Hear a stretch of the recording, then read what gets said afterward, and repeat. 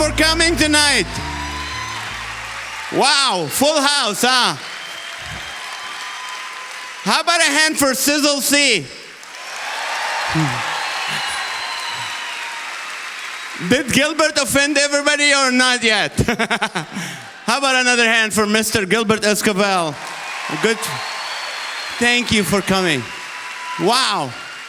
It's good to be with you guys. If you don't know me, I am from the Middle East, but ever since September 11th, I feel so Mexican.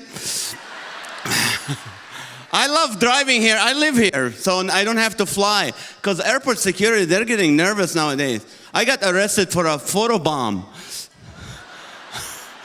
Like, really? I put my phone in airplane mode, they arrest me.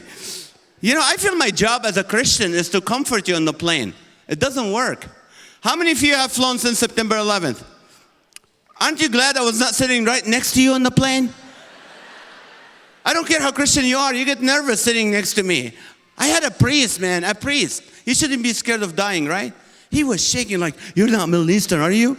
I go, I'm sorry, I am. He goes, is your allegiance to this country? I said, yeah, I want to die here. No. I don't know.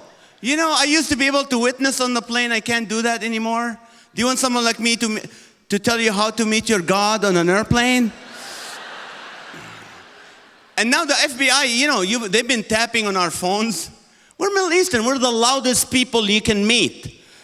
You can just listen. You don't need to tap on our phones. My family is banned from 200 libraries around the country. I'm serious. We're Middle Eastern. We carry a conversation in a helicopter. I mean, we had lowriders come next to us in the car and say, hey, can you keep it down? We can't hear the music. I love lowriders. Any lowriders here? They taught me humility. Yes, you guys taught me humility. These people spend so much money on the car and the sound system, and then they don't want to be seen.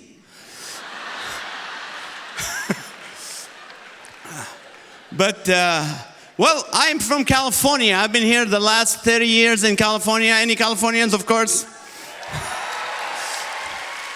We survive everything. We had the drought. We have a drought still.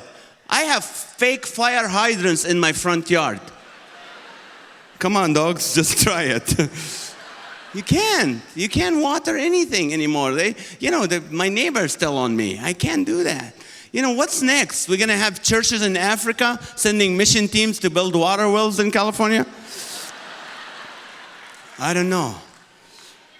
And it's Halloween alternative next week, you know. I don't know why my teenage kids, they spend money to go to a haunted house and wait in line to get scared. My haunted house is my mailbox. Every day I'm like, oh my God, no, the IRS, I don't want it.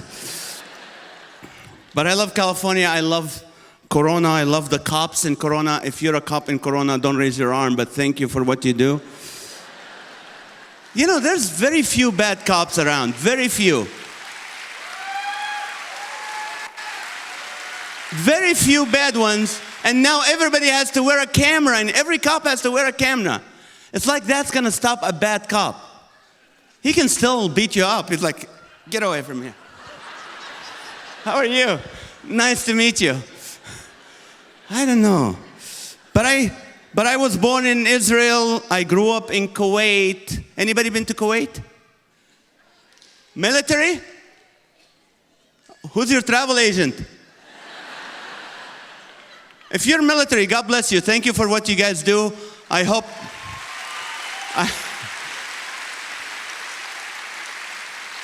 I'm not a flashback or anything. But it's awesome. You know, I lived in Kuwait, 145 degrees. These people come to Arizona to cool off. I'm serious. Our camels put sunscreen on there. Teenage kids say it's North Freon. It's gonna take a while. Satan came and repented one day at church over there. They baptize you in your own sweat.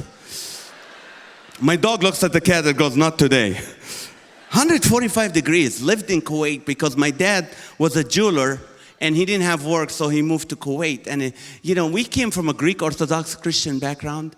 I didn't know anything about Christ.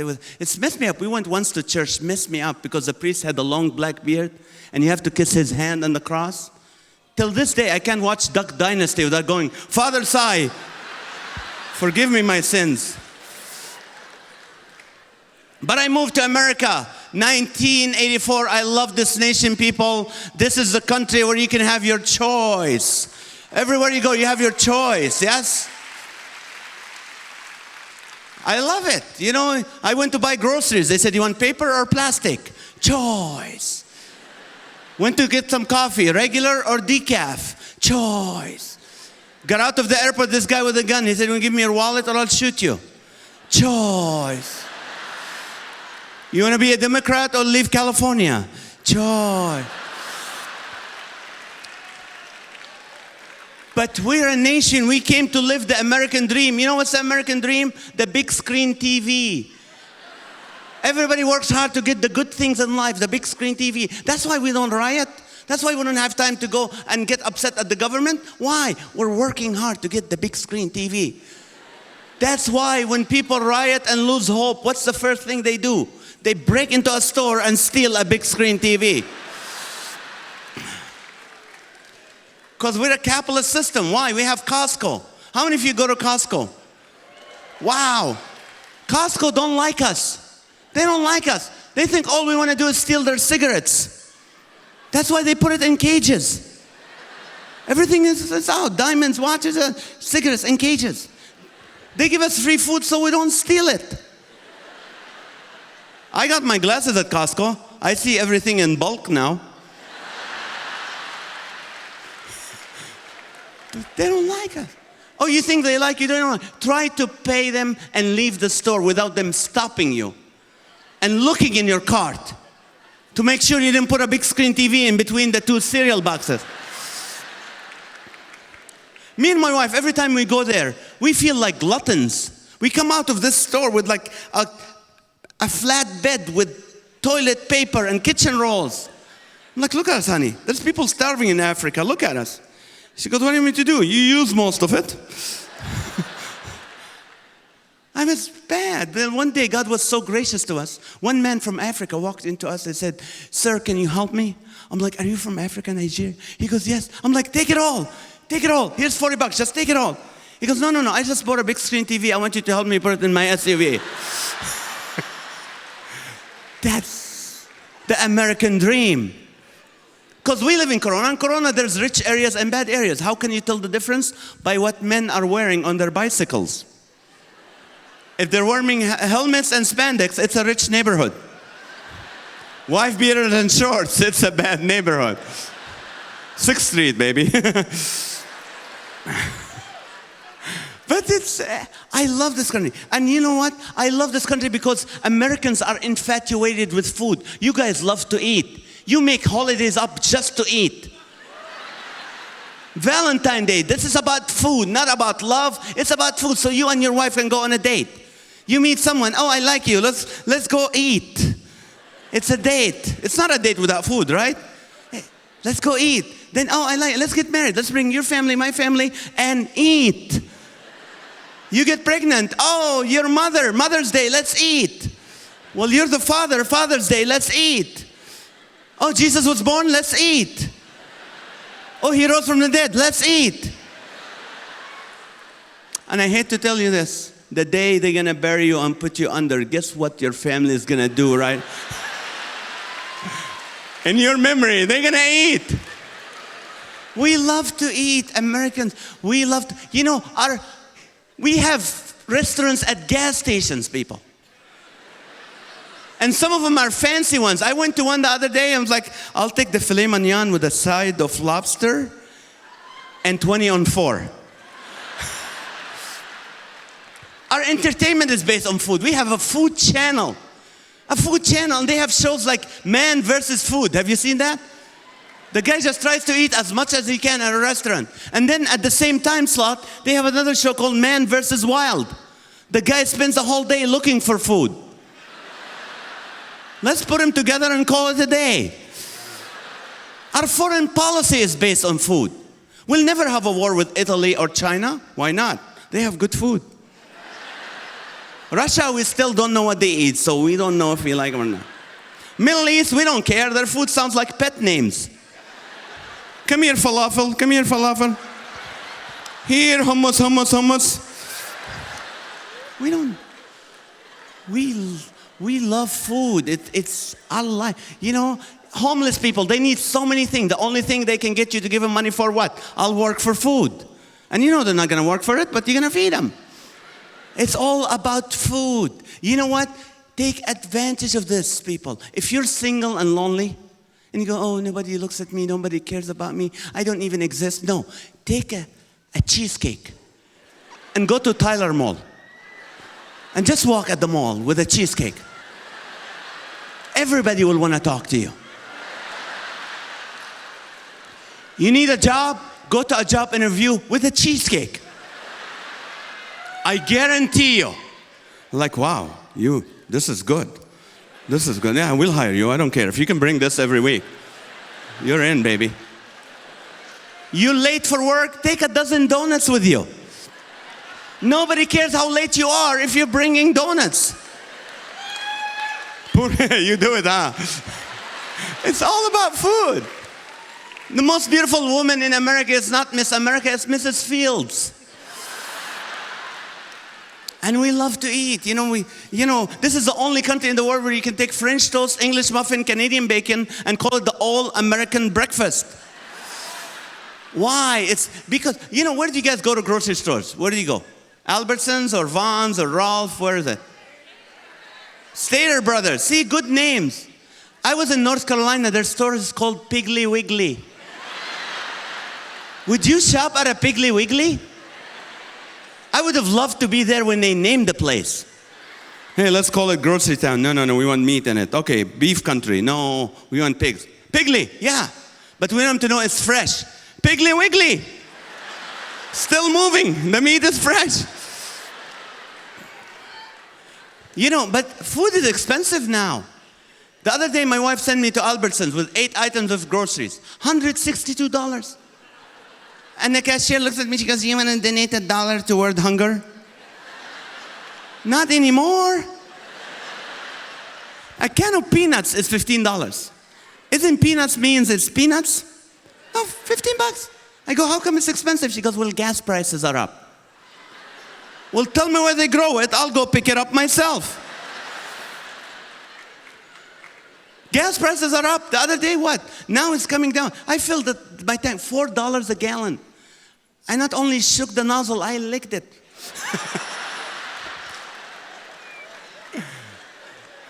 It's all about food. We love to eat. And you know what? I hate going to grocery stores. Because see, I grew up in poor countries in the beginning. And you know what? When you go to a grocery store, you're lucky to find one item you want. One item. Here, it's like becomes choices. You got to make choices. It stresses you out. You got to make a decision. I walk in there. There's 15 brands of tasteless water. Why? Once you pour it, you can't tell. And now they add flavored water. Really? I need to make more choices now? 12 kinds of milk? How many kinds of cows do we have? And now they have soy milk and almond milk. And someone said, did you know there's no almond in almond milk? I go, did you know there's no beef in regular milk? I don't know. And then you get to the toothpaste, like 20 brands of toothpaste. I have to decide now. I'm looking at, you know what, you're very aggressive. I don't like you. You want to fight gingivitis. You want to fight bad breath. You want to fight gum disease. I want a peaceful paste. And the worst part is the cereal aisle. We have an aisle of cereal. You're standing there looking at it, you become like the bachelor with a rose. I like you. You're very sweet. But you're too sweet for my blood sugar, you know what I mean? I like you a lot. I love talking to you, but you're a little old. Your maturity date is coming soon. You're literally throwing yourself at me. Free toy inside, buy one, get one free. You don't have to do that. And you, I love you. I love you so much. You're the best of them all, but I'm not ready to commit to one source of fiber right now. I don't know. That's what I feel like. I'm looking at the cereal and all that. I don't know. But I love being an American. I love living in this country. I just love living in California. And we're getting a lot of disclaimers. Do you know in California where, lawyers are they're like, how can you guys live in California? You have to put a disclaimer on everything. Every commercial, everything, you have to put a disclaimer. I'm afraid one day it has to be in our conversation. Like, I take you, Susan, to be my beloved wife for sickness and health till death do us part. Offer not valid in Wyoming, Connecticut, and California. Oh, I want to spend the rest of my life with you while supplies last. Oh, you look beautiful in that dress. Some restrictions apply. But I love this country because I came to know Christ in this country. Jesus Christ changed my life in this country. Amen. I used to do comedy with Chris Rock, Adam Sandler, Kevin James. This is where I started doing comedy in the clubs. They were writing a sitcom for me called Fish Out of Water, a Middle Eastern man in America. And everything was doing great. The drugs were great, the alcohol was great, everything was great. Except I was an empty man inside. There was no meaning for my life. I was like, is this it? Is this all to life? And I prayed one day. I said, God, if you're the God that those boring Christians say who you are, make me like them. Because they have something I didn't have. It's called joy. I didn't know what it was. But it was joy. They had joy I didn't have. So I prayed. And within a month, God sends a Japanese comic to the Ice House in Pasadena, invites me to church. I go to church. I turn my life to Christ. Changed my life completely. This is my story. It happened to me, therefore it's true. God changed my life. I had joy for the first time in my life, but I was single. Any single people here? Oh my God. That's why you're single, yes. How old are you, lady? 22. You have a few years before you can scream that hard. You're 22? And what do you look for in a husband? Christian? My grandpa's a Christian. You don't want him. Specific. That's good. Christian? What else? What else? You don't know. What? Have what? Outdoorsy? Like a homeless person. You want a homeless person, lady, right? Outdoorsy. Hey, I'm outdoorsy. If you marry me, I'll be indoorsy. I don't like to work, so I might be outdoorsy in a few years. That's what you look for in a man, young lady, that's it? Yes, you're on the big screen, it's okay. You know, this is what you need. You need a man with a job. That's what you need, yes. Yes, hallelujah. Yours didn't have a job? Oh, he is? He has a job, he's a camera guy. Raise your right arm, sir. I promise you, Nazareth, I will not give this film to the immigration of Los Angeles. So help me God. Thank you. So you know what? You got that lie from Satan himself, Disney. Disney lies to us. Aladdin was a thief, no job. He marries a princess. The Beast, hairy, bad hygienes, no job. Marries beauty. Snow White and the 7 young men. Hi ho, hi ho. They all had jobs. Any one of them could have kissed her and woke her up. No, the unemployed prince in the forest get to do it. So do you have a job, ma'am? What do you do? You're a merchandiser? For Toy Story? Sports Authority. Oh, you're a merchandiser? What does that mean? You merchandise for them? They're very expensive. I can't afford to do sports anymore. You gave me a discount? Oh, was that you? Oh, I'm sorry. Yeah. Comedy gives you free coupons. Oh, that's right. That was you. Thank you. I'm going to find you a husband right now just for the discount. I'm going to find you a husband on sale right now. Anybody 22 and up to 30? Outdoorsy? Stand up right now.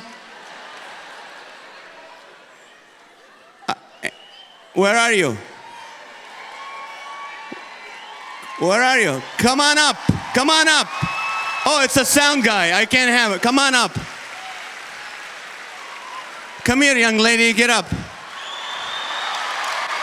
Come on up. He got a job. He has a job. Yeah, he's dancing already. Oh, don't act too happy, man. She might think something is wrong. Come on up. Oh, handsome guy. All right. What's your name? Eric. Eric. And you are? Come on, Danielle. Stand right here. I am an ordained pastor in the state of California. What do you like in a woman? Outdoorsy. You're both going to be homeless. What else? Hardworking in college. Hardworking? And in college. And in college? Yeah. What if she graduated from college? Then I'm behind. Oh, you're still in college? Yep. Oh, so this is like a volunteer job? Yeah.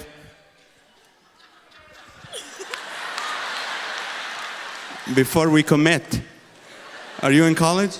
Yes. And you have a job? Yes. Are you hardworking? Yes. Are you willing to work 3 jobs until he graduates? If I knew him better. If you know him better, we'll take care of it. So, are you dating anybody right now? No. Hallelujah. Are you? No. Do you like outdoorsy? Yes. What else do you need to know? You love Jesus? Absolutely. If anybody objects to this wedding right now, the maid of honor is saying no. You wanted me to marry them right now? Listen, I have an attorney here, so he can help you if you guys. Would you face each other?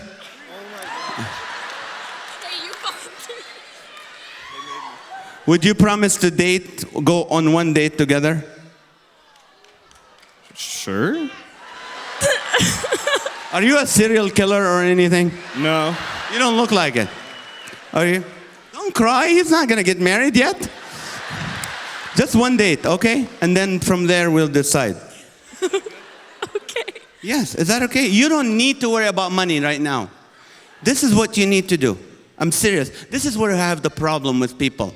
It's the wedding that make problems in the marriage. Because what happened now? The girl spends $5,000 on the gown, $300 on the hair, $300 on the makeup, and he spends all the money on tuxedo. By the time they get together, this is the best they ever gonna look. It's downhill from there. But if you go to your wedding in your pajamas, don't shave, don't shower for 3 days. With an In-N-Out truck, yes. I'll do the jokes here. By the time, you look at him and go, he's going to smell better tomorrow. Hope, right? And then you make the vows, Don't say, for sickness, and say, hey, listen. For sickness, let me see your medical records. For richer or poorer, I want to see a credit report.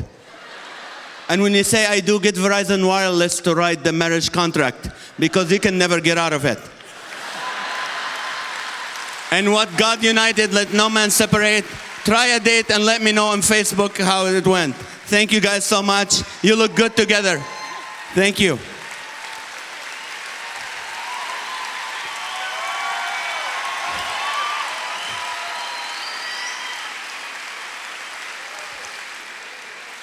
I prayed for a wife, and God gave me a beautiful wife. I was, I went to the Gaza Strip. I saw my wife. I asked her to marry me that day. And she said, let me fast and pray for 3 days. 3 days later, she came back. She goes, I'm starving. Let's do it. This is how I met my wife. And we've been married 19 years. I love her more today than when I met her. Marriage is beautiful, and you know, the other day we had to go on to a wedding, and I said, honey, it takes you a little longer to get ready. Why don't you jump in the shower and get ready, and then I will do that. And she did. She came out, put her robe in. I jumped in the shower, got ready, put my clothes on, and then came into the bedroom. And I saw something that really broke my heart. I look at my wife. She was in her robe, looking at an open closet, with that look of an African child who haven't eaten in 20 days. And I saw the depravity on her face. And I saw the hopelessness of me as a husband who couldn't help her. And she looked, she goes, I have nothing to wear. Ladies and gentlemen, no wife has to go through that. No, a wife has to be a wife to take care of her husband and her kids. She shouldn't be worrying what to wear tomorrow. So for $29.99 a month, less than $1 a day, you can help my wife be happier and have something to wear. I promise you all your money will go towards her wardrobe. And every month you'll receive a letter with a photo of her in a new outfit. And you can feel great that you were able to clothe somebody and change their life and make them happy again. Thank you. I'll see you at the table after the show. She's going to kill me for that. I don't. Is she here tonight? Oh, no. Okay. I didn't do that bit. That was Gilbert. But I love marriage. I hate divorce. I don't know. Sometimes divorce, people just do it for no reason. If you have a reason, I understand. But if you don't, there's no reason. I don't know where you go from your everything I want to I want everything you have in a few years. I think we should make it difficult on those who just want to get a divorce like that. We should have a divorce shower. Yes. You have to invite everyone you invited to the wedding and hand them back their gifts. Bring the priest and have him repeat the vows, but say don't instead of do. I promise not to bother her anymore and to leave her alone till death do us part. You may slap the groom now. And then have the wedding singer singing, all by myself. But I love my wife, and we have the same habit, which makes it hard for us. We like stuff. We buy a lot of stuff, but we don't get rid of stuff. We're like semi-hoarders. Our house looks like Walmart after an earthquake. Everywhere, there's stuff in the corner. You open the garage, it's like an obstacle course. You can't just walk in it. You have to jump on stuff and like, oh, the cow said moo. You better watch out. You better not cry. Don't step on this. It's like we're stepping into stuff. And then we have the Christmas stuff in the closet. We started with like one tree. Now we have Joseph, Mary, the wise men, the shepherds, everybody. And they're all crammed like that. It looks like a Japanese subway. And once a year, like a prison, for 2 weeks, we let them out in the yard. And we tie them with lights so they don't run away. And we're always like arguing about this. I'm like, you know, my wife goes, you know what? Our kid's going to learn this from us. I go, it's too late. My son's going to go to college. He's going to get a dorm room with a 4-car garage. It's just to put all the hoarding stuff in there. And we try to throw it away. You know these people that send you this plastic bag to fill it up with stuff for Salvation Army? We do that, but we always get the bag outside 2 weeks late. So we bring it back. So our house is full of those Salvation Army stuff. And we decide to get rid of stuff, but she always wants to throw away my stuff. Like, why do we need a typewriter? Hey, maybe it comes back in style. I don't know. And then we look at John's bike when he was 2, my son. When he was 2, he's 17 now. I'm like, I go, honey, oh, this is great. He's going to get married next year, have a child, and we'll have the bike. She goes, no, throw it away. Just take a picture of it. Well, I don't have room. My phone is full. My iCloud is full. My hard drive is full. I'm a cyber hoarder. And our van is the same way. Our neighbor, every time he sees us, he thinks we're moving. One time I cleaned it up. I ran home, called 911 and said, we found the child. Don't worry about it. But I love my wife. We got married. She got pregnant. We went to Lamaze. Anybody been to Lamaze? It's a French word that means don't waste your money, the baby's gonna come out anyway. And we had our baby John, and then 2 years later we had baby Carol, and then 7 years later we had baby Tally. Tally is Hebrew for oops. I have 3 kids now. And you know, it's hard. Remember the old days when your dad and mom are driving and you're in the back and you're fighting and dad will reach out and beat us up? Anybody did that? Like your dad, shut up, stop fighting, stop fighting. Stop, no, we're not there yet. We're not gonna be there yet, just stop fighting. This doesn't happen to me. I drive with the family, they're quiet for hours. I have to reach out and shut their phone screens. Talk to me. Don't ask Google or Wikipedia, ask me, I'm your dad. Ask your mother. And my wife goes, what? You talking to me? Ever since we got the Verizon family plan, I don't have a family anymore. And I come home, one on the iPad, one on the iPhone, one on the iMac. I have to call him by their username to get him to listen to me. And our whole life is about, Wi-Fi. We're going to your uncle, does he have Wi-Fi? I don't know, we'll ask him. We go to him, he's like, hey, how are you guys? Wait, what's the password? Hurry up, I don't have enough data. What's the password? Anybody have a teenage boy? 17, 16, 18? You do? How's the respect thing going for you? Good? Awesome? I don't know why. At this age, they kind of lose respect. Like if the stuff my son tells me, if I told it to my dad, I would be dead. But we're a different generation now. We care so much about our kids. I love you. Everything you do is good. Oh, I don't care. I love you. I love. Oh, your friend said to you, you're not nice. Oh, I'm gonna kill him tomorrow. I'm gonna go to the school. No, I'm gonna go to the superintendent and tell him how. This is not acceptable. Oh, come on, come on. These kids think they're like entitled to everything. Like the other day, I just felt like there's no respect. I need respect as a father. So we went to this parenting seminar. They did it here called Respect, Love and Respect in Parenting. And the guy said, the reason your teen does not respect you because you don't tell him how much you love him. I go, that's easy. So I went home and John was on the computer, 11 o'clock at night. I go, son, how are you? He goes, doing good. How was your school? Huh? Really, 8 hours? Good. I said, look at me, son. What? No, look at me. What? I said, I love you, son. He goes, oh, okay. No, look at me, son. I love you.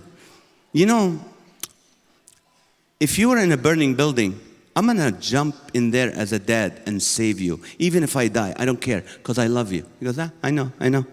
No, look at me. I will burn myself for you. You know that. If there was a train and your car is stuck and you can't get out of the car, I will jump in there, get you out of the car. I would do that. He goes, yeah. No, really, I would do that. Look at me. I love you. Now go to bed. It's 11:30. You have school tomorrow. He goes, you're the old man. You go to bed. My wife goes, I said, you know what, son, look at me. I love you. That burning building I was going to go into? I'm taking your laptop and your iPhone and I'm leaving them there.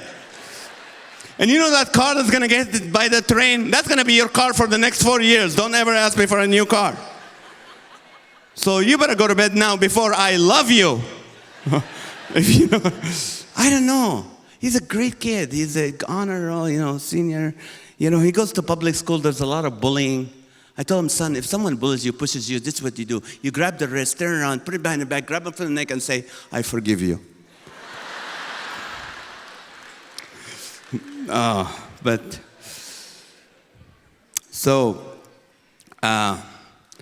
want to share something with you just real quick. And I really, some people need encouragement today. And I was just talking to a friend of mine, Mark Gunger in Madison, in Wisconsin, Green Bay. His wife, Debbie, last month was 2 months ago was the 4th time she had stage 4 cancer. And they gave her a couple months.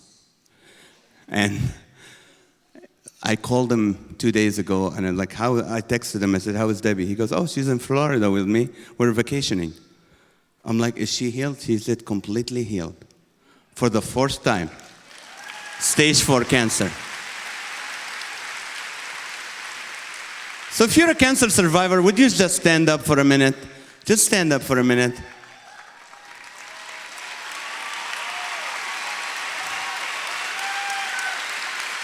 You know, there is hope. You can choose to be depressed going through it, but you can choose to rejoice knowing God will take care of it. It's His will for you to go through it and to come out of it. It's His will. So rejoice in that. How many of you were depressed at one point in your life? But now you're rejoicing. Life is great. That depression is gone. Would you stand up and remain standing, please? Wow. Wow. Yes. You can get over it. You can choose to get over it. Thank you. How many of you lost their jobs, didn't have any money, that's thought bankruptcy and everything is going to go bad, but God turned it around and now you're thriving, you're doing better? Would you stand up?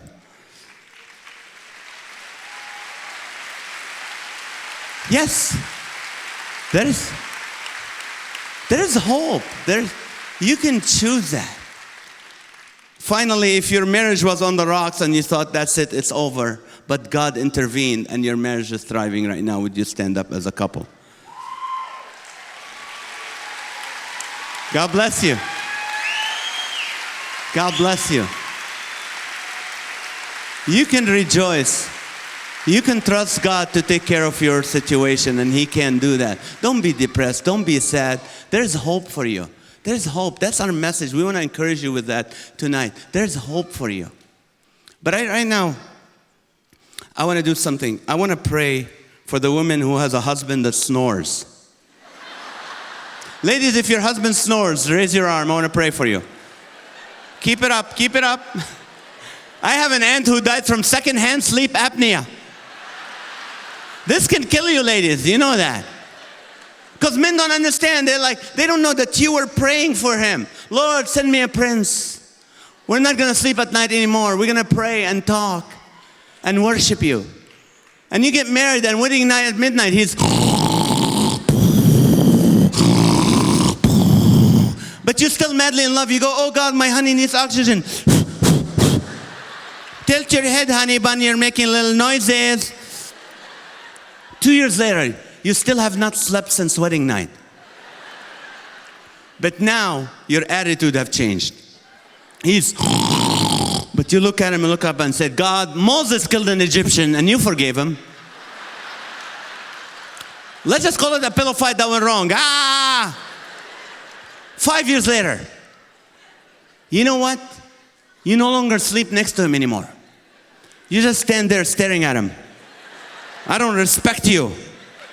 Look at you, you oxygen hog. You suck the roof when you inhale. And you start treating him like a dog. Roll over, roll over. Whoa, whoa, whoa, whoa. Lay down. 10 years later, he has the machine now. You look at him and said, I should have listened to my mother. She knew something was wrong with him. 15 years later, he's older, he's drooling, he got hair in his throat. You look at him and look up and say, God, just take him. I sacrifice him back to you. Just like Abraham put Isaac on the altar, here you go. And don't send me a goat, I'm going to keep the goat. I'd rather hear bad and... I don't know why I don't snore. I'm from the Middle East. We're like Jewish people. We snore when we talk. Hi, how are you? That's why some Middle Eastern women wear veils. It's not religious.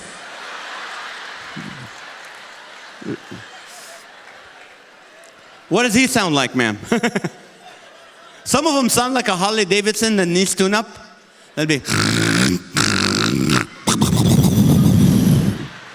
Honey, put it in neutral. I'm trying to sleep. Some sound like a lion facing a hummingbird. It'll be... Some of them scare you. They'll be... Wake up, we have a mortgage, wake up. Not in this economy, you're not leaving. I don't know why. My wife doesn't snore, I don't snore either. We hear every noise that happens downstairs. We have a fridge with an ice cube machine that waits for us to go to bed, I know it. So my wife goes, what was that? I go, I don't know. She goes, go down and check. It's your turn. I went the last time. But you're the man. Well, what if it's a female burglar? You know, one time I was doing the Grand Ole Opry in Nashville, Tennessee, and they forgot to book a room for my road manager. So I said, hey, I have a nice 2 big beds here. You can. He goes, no, you're the artist. I'm like, come on, man. He's older. He's sleeping. I'm sleeping. I wake up to hear someone cutting a tree and eating Doritos at the same time. So I said, I can't take it. So I put my headphones on, turned it to rap. It's the loudest thing I could come up, rap. It didn't help. It was like...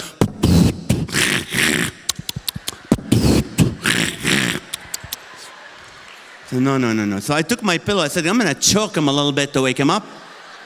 He started talking out loud in his dream. Oh, they're coming. Open the door. Run to the car. Start the car. The car won't start. I wanted to choke him, but I want to hear the end of the story. Thank you so much. I'm Nazareth. Thank you. Thank you so much. Thank you. Thank you. Another hand for Sizzle C and Gilbert and Laura.